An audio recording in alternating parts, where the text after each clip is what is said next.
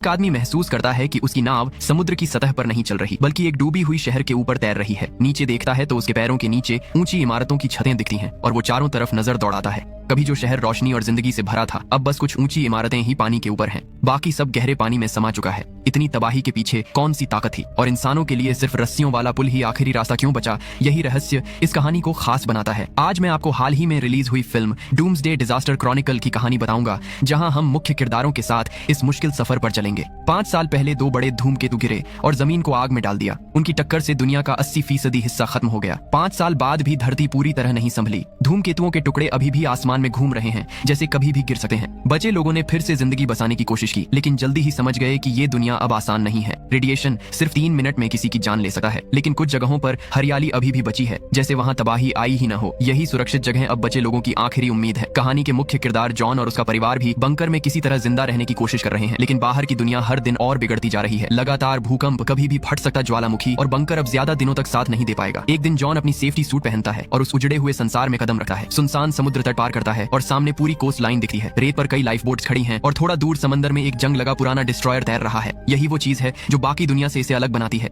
John जहाज के टूटे हिस्से से अंदर घुसता है। पूरी जहाज छानता है, लेकिन न कोई सप्लाई मिलती है, न कोई जिंदा इंसान, बस कुछ बेजान शरीर पड़े हैं। वापसी के वक्त नेविगेशन लॉग में उसे एक बैंगनी फूल दिखाई देता है। 5 साल में पहली बार फूल देकर वह सोचता है इसे एलिसन को देगा। तभी हेडसेट में साथियों की घबराई आवाज आती है। रेडिएशन स्टॉर्म बस 1 मिनट में पहुंचने वाला है। जॉन जहाज से बाहर भागता है और पीछे देखता है तो कुछ ही दूरी पर काली तूफानी दीवार बढ़ रही है। बिजली बार बार फट रही है। जॉन पूरी ताकत से दौड़ता है और रेडियो पर चिल्लाता है कि गेट खोल दिया जाए। दूर से बंकर का भारी लोहे का दरवाजा खुलता दिखाई देता है, लेकिन तूफान ठीक पीछे है। जैसे ही जॉन दरवाजे तक पहुंचता है, बिजली कड़कती है। वह छलांग लगाकर अंदर घुसता है और साथियों को गेट बंद करने के लिए चिल्लाता है। दरवाजा बंद होते ही खतरा बाहर रह जाता है। पूरी डीकंटामिनेशन के बाद जॉन सेफ्टी सूट उतार कर बैठ जाता है, तेज सांसें लेते हुए। अभी अभी मौत को छूकर लौटा पल उसके दिमाग में बार बार घूम रहा होता है। बंकर के कैफेटेरिया में जॉन वही बैंगनी फूल अपनी पत्नी एलिसन को देता है। फूल हाथ में लेते ही एलिसन की आंखें चमक उठती हैं। 5 साल में वो लगभग भूल ही चुकी थी कि फूल दिखते कैसे हैं। पास बैठे उनके बेटे नाथन की नजर भी उस फूल पर टिक जाती है और वो अचानक कह देता है कि वो भी बाहर की दुनिया देखना चाहता है। ये सुनते ही जॉन का चेहरा सख्त हो जाता है और वो तुरंत बेटे को चेतावनी देता है कि बाहर जाना बहुत खतरनाक है और इसकी इजाजत बिल्कुल नहीं दी जा सकती। नाथन बस होंठ सिकोड़ कर चुप हो जाता है। उधर एलिसन बंकर की मैनेजमेंट टीम का हिस्सा है। एक मीटिंग में बाहर से मदद मांगने वालों को अंदर लेने को लेकर चर्चा चल रही होती है। कमरे में बैठे कुछ एडमिन स्क्रीन पर नजरें जमाए हुए होते हैं कि अचानक सारी स्क्रीन झिलमिलाने लगती हैं और अगले ही पल पूरा बंकर जोर से हिल उठा है। ये कोई आम भूकंप नहीं होता, बल्कि जमीन की परतें फट जाती हैं और बंकर के मुख्य द्वार के सामने एक विशाल दरार खुल जाती है। अलार्म की आवाज पूरे बंकर में गूंजने लगती है और पल भर में अफरा तफरी मच जाती है। हर तरफ चीख पुकार और रोने की आवाजें फैल जाती हैं। जॉन बिना वक्त गंवाए पत्नी और बेटे के साथ थोड़ा सा सामान उठाता है और बाहर की ओर भागता है, लेकिन मेन गेट पर पहले से ही घबराई हुई भीड़ फंस चुकी होती है। किस्मत से जॉन को रास्तों की अच्छी समझ होती है। वो लोगों को चीरते हुए नहीं, बल्कि उन्हें बाईपास करके एलिसन और नाथन को पीछे वाले रास्ते की तरफ ले जाता है। सुरंग पहले ही ढाने लगी होती है, लेकिन तीनों आखिरी पल में किसी तरह बाहर निकल जाते हैं। बंकर से बाहर का मंजर और भी ज्यादा बेकाबू होता है। हर तरफ लोग जान बचाने के लिए भाग रहे हैं। कोई मास्क पहने हुए है, कोई बिना किसी सुरक्षा के। सब एक ही दिशा में पागलों की तरह दौड़ रहे हैं, समंदर किनारे खड़ी लाइफ बोट्स की तरफ। भीड़ किसी झुंड की तरह समुद्र तट पर टूट पड़ती है। पहली नाव लोगों से ठसाठ भर चुकी होती है। हालात इतने बिगड़ जाते हैं कि कुछ लोग जान की परवाह किए बिना नाव के ऊपर चढ़ने लगते हैं। नाव तेजी से झुकती है और देखते ही देखते पलट जाती है। जॉन तुरंत समझ जाता है कि यहाँ रुकना मतलब मौत है। वो एलिसन और नाथन को लेकर आगे खड़ी दूसरी नावों की तरफ दौड़ता है। तभी उसकी नजर अपने एक दोस्त पर पड़ती है,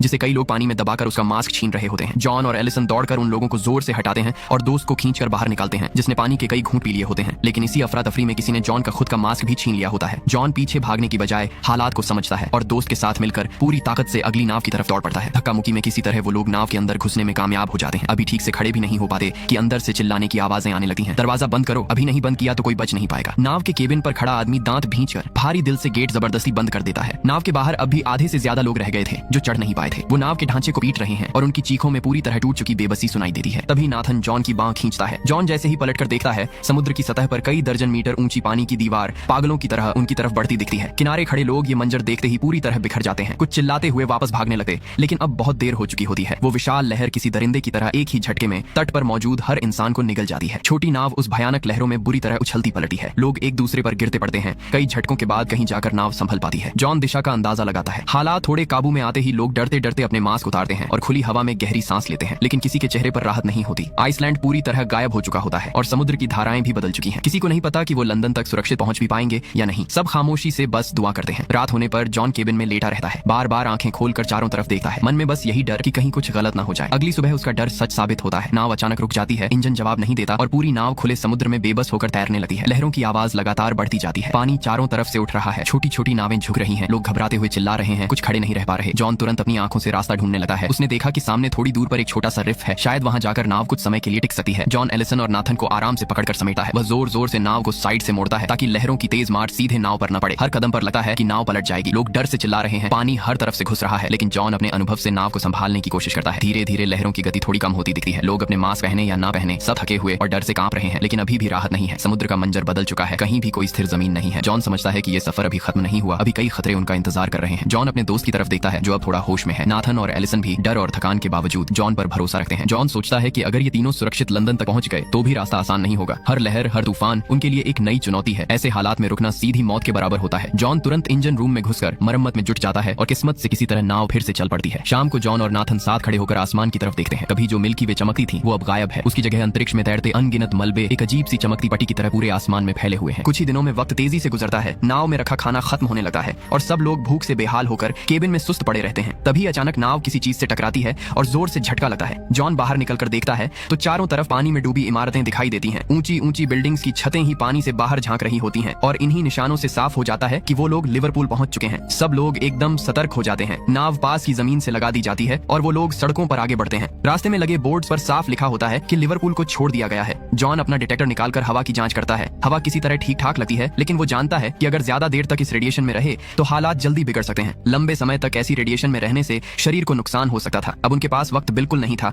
और जल्दी से जल्दी किसी बम शेल्टर या सुरक्षित ठिकाने तक पहुंचना जरूरी था। तभी सामने कुछ लोगों की परछाइयां दिखाई देती हैं। जॉन बिना देर किए अपने परिवार को लेकर उनके पीछे चल पड़ता है, लेकिन थोड़ी ही दूर जाने के बाद जो नजारा सामने आता है वो सबको सुन्न कर देता है। वहाँ बड़ी तादाद में शरणार्थी जमा थे। लगातार रेडिएशन के असर से उनकी त्वचा अजीब तरह से बदल चुकी थी। थोड़ी दूरी पर एक ऊंची सिक्योरिटी वॉल खड़ी थी। इसके अंदर हथियारबंद सैनिक पूरी तैयारी के साथ तैनात थे। दीवार के ऊपर खड़ा एक अफसर ऊंची आवाज में ऐलान कर रहा था कि सिर्फ पास रखने वाले ऊंचे अधिकारियों को ही अंदर जाने दिया जाएगा। एलिसन तुरंत अपना आईडी बैज निकाल कर दिखाती है। अफसर एक नजर डालकर सिर हिला देता है और सब लोग राहत की सांस लेने वाले होते हैं कि तभी जॉन का दोस्त घबरा जाता है। उसका पास कहीं गिर चुका होता है। वो बदहवास होकर दीवार के पास जाता है और जोर जोर से अपना नाम और ओहदा चिल्लाने लगता है। माहौल पल भर में काबू से बाहर जाने लगता है। हालात बिगड़ते देख सैनिकों का सब्र टूट जाता है, भगदड़ मच जाती है और तुरंत एंट्री पॉइंट बंद कर दिया जाता है। इसी अफरा तफरी में जॉन और उसका परिवार भी अंदर नहीं जा पाता। उसी पल दूर आसमान का रंग बदलने लगता है और एक भयानक रेडिएशन स्टॉर्म तेजी से उनकी तरफ बढ़ता दिखाई देता है। भीड़ पूरी तरह टूट जाती है और लोग जान बचाने के लिए इधर उधर भागने लगते हैं। जॉन एलिसन और नाथन का हाथ पकड़कर पूरी ताकत से दौड़ता है। तभी सामने से एक गाड़ी आती दिखती है। जॉन सीधे उसके आगे कूदकर उसे रोक लेता है और ड्राइवर से गुजारिश करता है कि उन्हें लंदन की तरफ छोड़ दे। ड्राइवर उन्हें ऊपर से नीचे तक देखता है, फिर हाथ बढ़ाकर कहता है कि बदले में घड़ी देनी होगी। जॉन बिना एक पल सोचे अपनी कलाई से घड़ी उतारकर उसे थमा देता है। ड्राइवर घड़ी जेब में डालता है और गाड़ी का दरवाजा खोल देता है। जॉन जल्दी से एलिसन और नाथन को बैठाता है और बार बार शुक्रिया अदा करता है, क्योंकि इस उजड़ी दुनिया में किसी का मदद को तैयार हो जाना ही बड़ी बात थी। लेकिन उन्हें क्या पता था कि असली खतरा अभी सामने आना बाकी है। गाड़ी तेजी से लंदन की तरफ बढ़ती है। काफी दूर चलने के बाद ड्राइवर सड़क किनारे गाड़ी रोकता है और कहता है कि सब लोग थोड़ी देर के लिए उतर सकते हैं। जॉन एलिसन के साथ बाहर आता है, मगर कुछ ही पलों में उसे अजीब सा महसूस होने लगता है। तभी ऊपर आसमान से एक अजनबी सी आवाज गूंजती है। जॉन झुककर जमीन को छूता है और अपने पुराने अनुभव से समझ जाता है कि ये रेडिएशन स्टॉर्म नहीं है, बल्कि शायद इससे भी खतरनाक कुछ आने वाला है। जॉन अचानक सिर उठाकर ऊपर देखता है और जैसा उसे शक था, आसमान में दूर नहीं अनगिनत आग के गोले उनकी तरफ गिरते दिखते हैं। धूमकेतु के टुकड़े बारिश की तरह गिरने वाले हैं और अब भागने की कोई जगह नहीं बचती। जॉन और बाकी लोग पास में किसी तरह पनाह ढूंढते हैं। एक बड़े पेड़ के पीछे छिपकर एक दूसरे से लिपट जाते हैं। अगले ही पल आसमान का तापमान तेजी से बढ़ जाता है और जलते हुए पत्थर उल्काओं की तरह जमीन पर टूटने लगते हैं। हर टकराव के साथ आग और धूल का भयानक गुबार उठता है। किस्मत उनका साथ देती है और जब सब कुछ शांत होता है तो पता चलता है कि बाकी सब सुरक्षित है। वो लोग मलबे के बीच से जो भी काम की चीजें मिल सकी हैं समेटते हैं और फिर से लंदन की तरफ बढ़ जाते हैं। थोड़ी ही देर में वो लोग एलिसन की माँ के घर पहुंचते हैं। बरसों बाद बेटी, दामाद और नाती को देखकर माँ की आंखें भर आती हैं और तीनों को कसकर गले लगा लेती हैं। घर की सुरक्षा ठीक ठाक होती है, भले ही बिजली और पानी नहीं है, लेकिन एलिसन की माँ और कुछ और लोग मिलकर यहाँ किसी तरह गुजर बसर कर रहे होते हैं। जॉन का परिवार पहली बार चैन की सांस ले पाता है। आराम के दौरान एलिसन अचानक बाथरूम से जोरदार खांसी की आवाज सुनती है। वो दौड़कर अंदर जाती है तो सिंक में खून दिखाई देता है। जॉन सब समझ जाता है कि अब सच छुपाया नहीं जा सका। मजबूरी में वह बता देता है कि बंकर में डॉक्टर पहले ही कह चुके थे अगर खून की खांसी शुरू हो जाए तो इसका मतलब सिर्फ 6 से 8 हफ्तों का वक्त बचा है। शायद बार बार बाहर निकलने की वजह से हालात और बिगड़ गए थे। एलिसन ये सुनकर वहीं सन्न रह जाती है। दुनिया के खत्म हो जाने के बाद भी रोज मौत देखने के बावजूद ये सच्चाई कि उसके पति के पास 2 महीने से भी कम वक्त बचा है उसे किसी भी तरह स्वीकार नहीं होती। जॉन उसे संभालता है और कुछ देर बाद कहता है कि वो यहाँ रुक नहीं सकते। उसे हर हाल में उस सुरक्षित जगह को ढूंढना है जहाँ एलिसन और नाथन बिना डर के जिंदगी जी सकें। अगले दिन सब लोग एलिसन की माँ से विदा लेते हैं। जाते वक्त माँ जॉन के हाथ में एक पिस्तौल थमाती है और भारी दिल से उससे अपनी बेटी और बच्चे का ख्याल रखने की हिदायत देती है। फिर वो लोग गाड़ी लेकर आगे बढ़ते हैं, लंदन को पीछे छोड़ते हुए जंगलों के बीच से गुजरते हैं। शुरुआत में सब कुछ शांत लगता है, लेकिन जैसे ही रात गहराती है रास्ते में अचानक एक भयानक हादसा हो जाता है। साथ चल रही एक लड़की को सीधा सिर में गोली लगती है और वो वहीं सीट पर ढह जाती है। जॉन तुरंत गाड़ी से उतरकर मोर्चा संभालता है। अंधेरे में कहीं से आवाज आती है कि गाड़ी छोड़ दो। किस्मत अच्छी होती है कि जॉन के पास पिस्तौल है, वरना शायद कोई भी जिंदा न बचता। सामने वाले शायद हालात को हल्के में ले लेते हैं और जॉन बाईं तरफ छिपे एक हमलावर को जल्दी ही ढेर कर देता है। लेकिन दाईं ओर वाला अब सतर्क हो जाता है और खुलकर सामने नहीं आता। जॉन जैसे ही निशाना लगाकर जवाबी फायर करना चाहता है, ट्रिगर दबाते ही उसे एहसास होता है कि गोली खत्म हो चुकी है। ठीक उसी पल एलिसन मरे हुए लुटेरे की बंदूक उठाकर हालात संभाल लेती है। जॉन आगे बढ़कर देखता है तो उसकी सांस अटक जाती है। सामने जमीन पूरी तरह फट चुकी होती है। सड़क टूटकर एक गहरी खाई में बदल गई होती है जिसने रास्ता पूरी तरह काट दिया है। आगे जाने का बस एक ही तरीका बचता है, खाई के ऊपर लटक रही एक बेहद कमजोर रस्सी की सीढ़ी। आसपास हवा तेज होने लगती है। जॉन बिना वक्त गंवाए पहले खुद नीचे उतरता है और नाथन को समझाता है कि बस नीचे मत देखना, सब ठीक रहेगा। लेकिन जैसे ही जॉन का पैर उस झूलती रस्सी पर पड़ता है, दिल की धड़कन काबू से बाहर हो जाती है। फिर भी डर को दबाकर आगे बढ़ना ही पड़ता है। एलिसन पीछे से उतरती है। कुछ सेकंड तक तेज हवा सबको जकड़े रखती है, फिर धीरे धीरे रफ्तार कम होती है। तीनों तेजी से आगे बढ़ते हुए किसी तरह उस झूलते पुल को पार कर लेते हैं। लेकिन असली मुश्किल अब भी बाकी होती है। सामने एक और भी ज्यादा जर्जर चढ़ाई वाली सीढ़ी होती है जिसे पार करने के लिए पूरे शरीर का बल लगाना पड़ता है। हाथ पैरों के सहारे रेंगते हुए आगे बढ़ना होता है। जॉन पत्नी और बेटे को पहले जाने देता है और खुद पीछे से संभालता है। तीनों धीरे धीरे आगे सरकते हैं। हर एक कदम पर सीढ़ी डरावनी आवाज में चरमराती है। जैसे ही वो बीच में पहुंचते हैं, अचानक जमीन जोर से कांपने लगती है और नीचे लगी सीढ़ी भी बुरी तरह हिलने लगती है। बाईं तरफ वाली सीढ़ी की पकड़ ढीली पड़ जाती है। उस पर लेटा एक आदमी पूरी तरह घबरा जाता है और बदहवासी में पास वाले दूसरे इंसान को धक्का दे देता है। वो बेचारा संभल भी नहीं पाता और लुढ़कता हुआ सीधा खाई में गिर जाता है। लेकिन मुश्किल यहीं खत्म नहीं होती। वो आदमी देख लेता है कि उसके नीचे वाली सीढ़ी किसी भी पल टूट सकती है। उसकी नजर बगल वाली सीढ़ी पर पड़ती है और हालात पल भर में और खतरनाक हो जाते हैं। जॉन तुरंत समझ जाता है कि अब क्या होने वाला है। वो झपटकर नाथन को पकड़ लेता है और एलिसन की मदद से दोनों पूरी ताकत से बच्चे को थाम लेते हैं। तीनों किसी तरह घिसटते हुए दूसरी तरफ बढ़ते हैं। जैसे ही वो किनारे तक पहुंचते हैं, पीछे पूरी की पूरी पुलियां भर कर टूट जाती है। इसके बाद तीनों पैदल ही बहुत दूर तक चलते रहते हैं। शरीर जवाब दे चुका होता है, लेकिन वो जिस आदर्श जगह की तलाश में थे उसका कहीं कोई निशान नहीं मिलता। चारों तरफ जली हुई जमीन फैली होती है, न हरियाली न जिंदगी की कोई हल्की सी भी उम्मीद। तभी अचानक सामने एक हथियारबंद आदमी आ जाता है। जॉन फौरन अपने हाथ ऊपर कर देता है और शांत स्वर में अपना, एलिसन और नाथन का नाम और यहाँ आने की वजह बताता है। हैरानी की बात यह होती है कि आदमी सब सुनने के बाद बंदूक नीचे कर देता है और उन्हें अपने एक गुप्त ठिकाने पर ले जाता है। तब पता चलता है कि वो लोग अब फ्रांस के उत्तरी हिस्से के एक शहर में पहुंच चुके हैं। उस आदमी का व्यवहार पूरी तरह बदल जाता है और वो तीनों अजनबियों की दिल से मेहमान नवाजी करता है। थोड़ी देर बाद वो कहता है कि अगर वो सच में उस सुरक्षित जगह तक पहुंचना चाहते हैं तो वो उन्हें एक गुप्त रास्ते के बारे में बता सकता है। वो जेब से एक तस्वीर निकालकर जॉन को देता है और समझाता है कि यही उनकी पास बनेगी। इसे चेक पोस्ट पर अफसर को दिखाने से रास्ता आसानी से खुल जाएगा और सफर ज्यादा सुरक्षित रहेगा। इसके बाद वो जॉन से एक और गुजारिश करता है कि वो अपनी बेटी कामिल को भी अपने साथ वहाँ ले जाए, क्योंकि उसी जगह से नई जिंदगी शुरू हो सकती है। एलिसन बिना ज्यादा सोचे तुरंत हाँ कर देती है। सब लोग फिर से गाड़ी में बैठकर आगे बढ़ते हैं, लेकिन जॉन की खांसी अब पहले से कहीं ज्यादा बढ़ चुकी होती है। रास्ते में वो लोग एक सुरक्षित जगह रुकते हैं, मगर जैसे ही गाड़ी थमती है, सामने से हथियारों से लैस सैनिकों का एक दल उन्हें घेर लेता है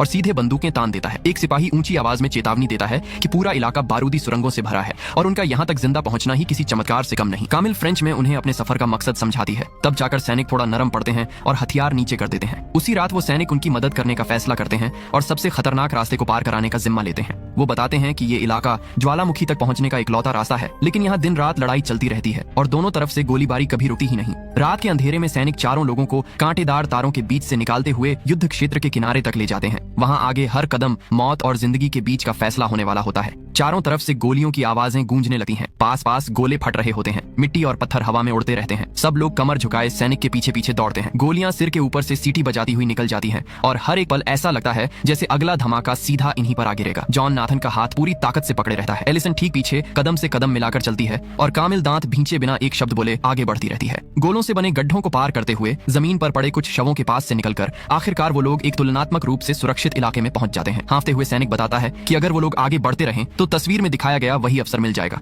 जो उन्हें आगे का रास्ता बता सकता है। जॉन शुक्रिया अदा करता है और अंधेरे का सहारा लेकर फिर से चल पड़ता है। पूरी रात पैदल चलते चलते जब सुबह होने लगती है तो आखिरकार वो लोग उस अफसर के कैंप तक पहुंच जाते हैं। वहां बताया जाता है कि सामने वाले पहाड़ को पार करने के बाद ही ज्वालामुखी का इलाका शुरू होता है। लेकिन जब जॉन उस अफसर के बारे में पूछता है तो पता चलता है कि वो पहले ही मारा जा चुका है। अब कोई और रास्ता न देकर जॉन कैंप के कमांडर के पास जाता है और आखिरी उम्मीद के तौर पर जिंदगी की गुजारिश करता है। कमांडर को जब पता चलता है कि जॉन के पास ज्यादा वक्त नहीं बचा है तो उसका दिल पसीज जाता है। वो पास खड़ी एक बस की तरफ इशारा करता है और कहता है कि उसी में बैठकर वो लोग ज्वालामुखी तक पहुंच सकते हैं। इतनी तबाही और दर्द झेलने के बाद जॉन बस यही चाहता है कि जो थोड़ी सी जिंदगी बची है उसमें उसकी पत्नी और बच्चा सुरक्षित रह सकें, मगर किस्मत अभी भी उसका इम्तिहान लेना बंद नहीं करती। रास्ते में बस चल ही रही होती है कि अचानक जोरदार धमाका होता है। सुरक्षा में तैनात सैनिक तुरंत नीचे कूदकर लुटेरों से भिड़ जाता है, लेकिन वहीं ढेर हो जाता है। अगले ही पल बाकी लुटेरे बस की तरफ दौड़ते हैं और चिल्लाकर सबको नीचे उतरने का आदेश देते हैं। जॉन एलिसन का हाथ कसकर पकड़ लेता है और धीमी आवाज में उससे कुछ कहता है, जैसे आने वाले पल के लिए खुद को और उसे दोनों को तैयार कर रहा हो। उसका एक ही लक्ष्य रह गया था, किसी भी हालत में बेटे को ज्वालामुखी तक पहुंचाना।